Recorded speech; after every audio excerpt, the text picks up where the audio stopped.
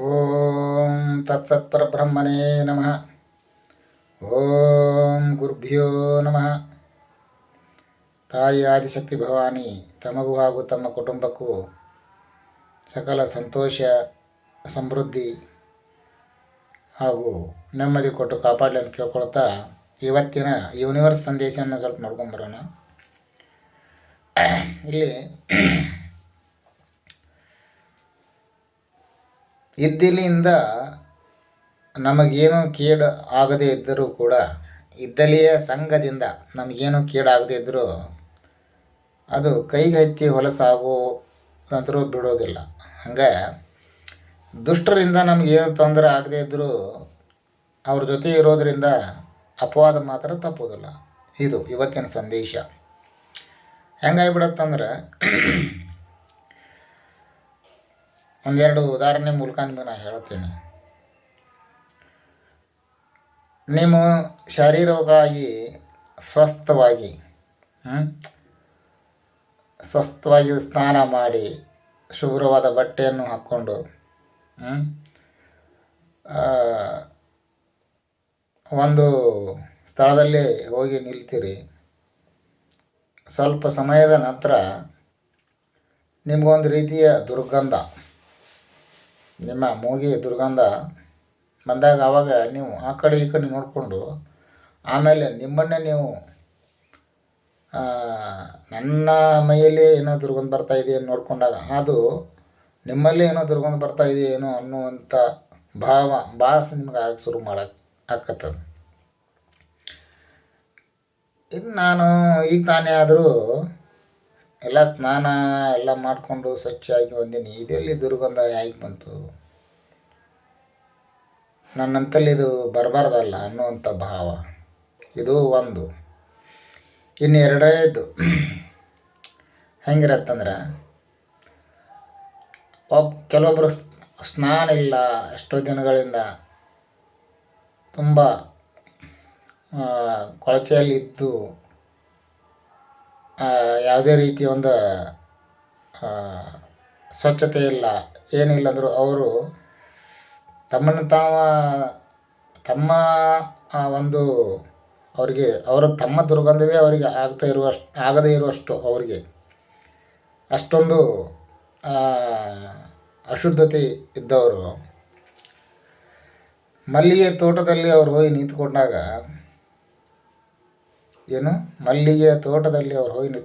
ಏನಾಗತ್ತಂದ್ರೆ ಅವರಲ್ಲಿರೋ ದುರ್ಗಂಧ ಕೂಡ ಮಾಯಾಗಿ ತಮ್ಮನ್ನು ಅವರು ವಾಸನೆ ನೋಡಿಕೊಂಡಾಗ ಮಲ್ಲಿಗೆ ವಾಸನೆ ತಮ್ಮ ಮೈಯಲ್ಲೇ ಬರ್ತಾ ಇದೆಯೇನೋ ಅನ್ನುವಂಥ ಒಂದು ಭಾಸ ಅವರಿಗೆ.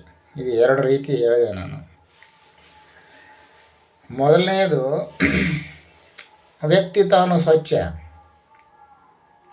ಎಲ್ಲ ರೀತಿಯಿಂದ ಸ್ವಚ್ಛ, ಆದರೆ ನಿಂತ್ಕೊಂಡಿರುವಂಥ ಜಾಗ ಕೊಳಚೆಯ ಪಕ್ಕದಲ್ಲಿ. ನಾವು ಕೊಳಚೆಯನ್ನು ಗಮನಿಸಿನೇ ಇಲ್ಲ. ತಾನು ಸ್ವಚ್ಛದೇನು ಅನ್ನೋದೊಂದು ಬಿಟ್ಟರೆ ತಾನು ನಿಂತ್ಕೊಂಡಿರೋ ಜಾಗ ಯಾವುದು ಅನ್ನೋದು ನಾವು ಗಮನಿಸಿಲ್ಲ. ಕೊಳಚೆ ಪಕ್ಕದಲ್ಲಿ ನಿಂತ್ಕೊಂಡಿದ್ದಾನೆ, ತಾನು ಶುದ್ಧದಾನ. ಕೊಳಚೆಯಿಂದ ಬರುವಂಥ ಏನು ದುರ್ಗಂಧ ಅದು ತನ್ನಲ್ಲಿ ಬರ್ತಾ ಇದೆ ಅನ್ನುವಂಥ ಒಂದು ಭಾಸ ಆಗ್ಬೇಕು ಅವಾಗ. ಇನ್ನು ಅದಕ್ಕೇನು ಮಾಡಬೇಕಪ್ಪ ಅಂದ್ರೆ ಆ ಕೊಳಚೆಯಿಂದ ದೂರ ಹೋಗ್ಬೇಕಷ್ಟೆ. ಅದಕ್ಕೆ ದೊಡ್ಡ ಪ್ರಯತ್ನ ಮಾಡುವಂಥ ಅವಶ್ಯಕತೆ ಇಲ್ಲ. ಇದು ನೀವು ಕೇವಲ ನಿಮ್ಮಷ್ಟಕ್ಕೆ ನೀವು ಒಳ್ಳೆಯವರಾಗಿದ್ದರೂ ಕೂಡ ನಿಮ್ಮ ಒಂದು ಸ್ನೇಹ ಸಂಬಂಧ ಕೂಡ ಒಳ್ಳೆಯವರ ಜೊತೆನೇ ಸಜ್ಜನರ ಜೊತೆನೇ ಇರಬೇಕು ಅನ್ನೋದನ್ನು ಇವತ್ತು ಯೂನಿವರ್ಸ್ ಹೇಳ್ತಾ ಇದೆ. ಅದು ಕೂಡ ನಿಮ್ಮ ಜೀವನಕ್ಕೆ ಕಾರಣ ಆಗ್ತತಿ. ಒಂದು ಒಳ್ಳೆಯ ಜೀವನಕ್ಕಾಗ್ತಿ. ಸಜ್ಜನರ ಜೊತೆ ನೀವು ಜೀವನ ಮಾಡಿದ್ರೆ ಒಂದು ಒಳ್ಳೆಯ ಜೀವನಕ್ಕೆ ಕಾರಣ ಆದ್ರೆ, ದುರ್ಜನರ ಜೊತೆ ನೀವು ಸಂಘ ಮಾಡಿದ್ರೆ ನಿಮ್ಗೆ ಜೀವನಕ್ಕೆ ಕಷ್ಟ ಆಗುವಂಥದ್ದನ್ನು ಕೂಡ ಆಗತ್ತಿಲ್ಲ ಅಂತೇಳಿ. ಇನ್ನು ನಾನು ಎರಡನೇದಾಗಿ ಹೇಳಿದೆ, ಅಶುದ್ಧವಾಗಿರುವಂಥ ವ್ಯಕ್ತಿ ಮಲ್ಲಿಗೆಯ ತೋಟದಲ್ಲಿ ಹೋಗಿ ನಿಂತುಕೊಂಡಾಗ ಆ ಮಲ್ಲಿಗೆ ವಾಸನೆ ತನ್ನ ಮೈಯಲ್ಲೇ ಬರ್ತಾ ಇದೆಯೇನೋ. ಇದು ಎಂಥವ್ರು ಅಂತಂದ್ರೆ ಸಜ್ಜನರ ಸಂಘದೊಳಗೆ ಒಬ್ಬ ದುರ್ಜನ ಇದ್ದಂದ್ರೆ ಆ ಸಜ್ಜನರ ಒಂದು ಅವರ ಒಂದು ಅದೊಂದು ಶಕ್ತಿ ಇರುತ್ತೆ. ಆ ಶಕ್ತಿ ಒಳಗೆ ಇವನ್ನ ದುರ್ಗುಣಗಳು ಕೂಡ ಅಲ್ಲಿ ಅಡಿಗೆ ಹೋಗಿಬಿಡ್ತಾವೆ. ಅಂದ್ರೆ ಅಲ್ಲಿ ಅವ ಬದಲಾಗ್ತಾನೋ ಬಿಡ್ತಾನೋ ಅದು ಮುಖ್ಯ ಅಲ್ಲ, ಅವ ಯಾರು ಕೂಡ ಅಲ್ಲಿ ಇರ್ತಾನೆ ಅನ್ನೋದು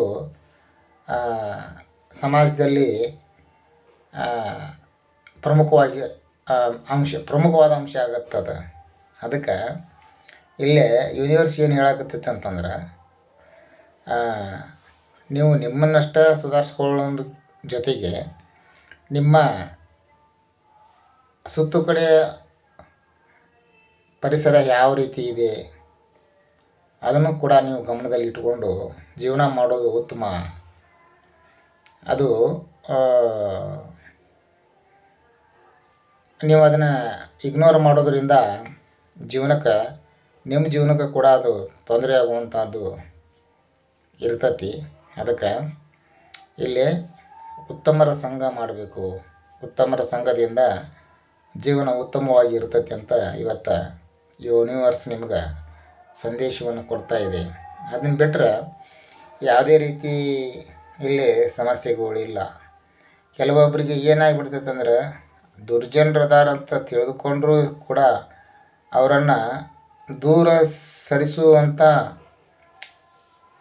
ಶಕ್ತಿ ಇರೋದಿಲ್ಲ. ಕೆಲವು ಕಾರಣಗಳಿರ್ಬೋದು. ಅದರಿಂದ ಅದು ನೋಡ್ಕೋಬೇಕು ನೀವು.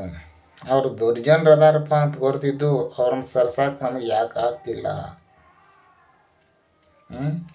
ಅಲ್ಲಿ ಅಲ್ಲಿ ಸ್ವಾಭಾವಿಕವಾಗಿ ನೋಡಕತ್ರ ಅಲ್ಲಿ ನಿಮ್ಮ ಸ್ವಾರ್ಥ ಏನಾರು ಅಡಗಿರ್ಬೋದು. ಅಲ್ಲಿ ನೀವು ಸ್ವಭಾವಿತ ಒಳ್ಳೆಯವರಿದ್ದರೂ ಆ ಸ್ವಾರ್ಥನ ನಿಮ್ಮನ್ನು ದುರ್ಜನರನ್ನ ಹತ್ತಿರ ಇರುವಂಥ ಒಂದು ಹಂತಕ್ಕೆ ತಂದು ತಲುಪಿಸೈತಿ ಅಂತ. ಅದಕ್ಕೆ ಅಂಥದ್ದೇನಾರು ಒಂದು ಸ್ವಾರ್ಥ ಮನೋಭಾವ ನಿಮ್ಮಲ್ಲಿ ಇದ್ದರೆ ಅದನ್ನು ಬಿಟ್ಟುಬಿಡ್ರಿ.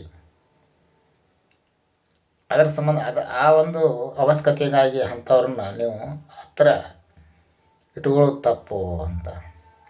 ಹಂಗೆ ಇವರೇನು ಯಾವನೋ ಒಬ್ಬ ದುರ್ಗುಣ ಇದ್ದವ ಈ ಸಜ್ಜನರ ಜೊತೆ ಸೇರಿಕೊಂಡಾಗ ಅದು ಕೆಲವೊಮ್ಮೆ ಸಲ ಏನಾಗಿಬಿಡ್ತೈತಂದ್ರೆ, 10 ಒಳ್ಳೆ ಹಣ್ಣು ಇದ್ದ ಕಾಸು ಒಂದು ಕೆಟ್ಟ ಕೊಳಕು ಹಣ್ಣು ಇತ್ತಂದ್ರೆ ಮತ್ತು ಒಳ್ಳೆ ಹಣ್ಣಿಗೆ ಸತಕ್ಕೆ ಅದರದ ಪರಿಣಾಮ ಬೀರ್ತೈತೆ.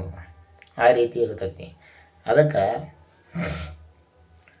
ಸಜ್ಜನರು ಕೂಡ ಆ ಕೆಟ್ಟ ಹಣ್ಣನ್ನು ಸರಿಸ್ಬೇಕಾಗತ್ತೆ. ಇಲ್ಲ ಅದರಿಂದ ಸರಿದು ಹೋಗ್ಬೇಕಾಗತ್ತೆ. ಇಲ್ಲಾಂದ್ರೆ ಅವರು ದುರ್ಗುಣರು ಇದ್ದಾರೆ ಏನು ಮಾಡ್ತಿರ್ತಾರೆ ಅಂದ್ರೆ, ಅವ್ರ ಜೊತೆ ಇದ್ಕೊಂಡನ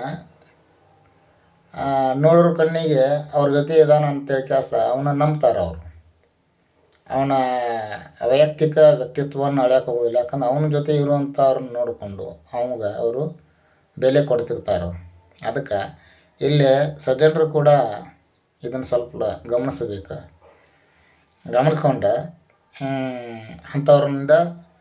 ಅಂಥವ್ರನ್ನ ದೂರ ಮಾಡಬೇಕಾ. ಇಲ್ಲ ಅವರು ದೂರ ಆಗಲಿಲ್ಲ ಅಂದ್ರೆ ಅವರಿಂದ ನೀವೇ ದೂರ ಆಗಿಬಿಡೋದು ಉತ್ತಮ ಅಂತೇಳಿ ಇವತ್ತು ಯೂನಿವರ್ಸ್ ಹೇಳ್ತಾ ಇದೆ. ಇದು ಇಷ್ಟೇ.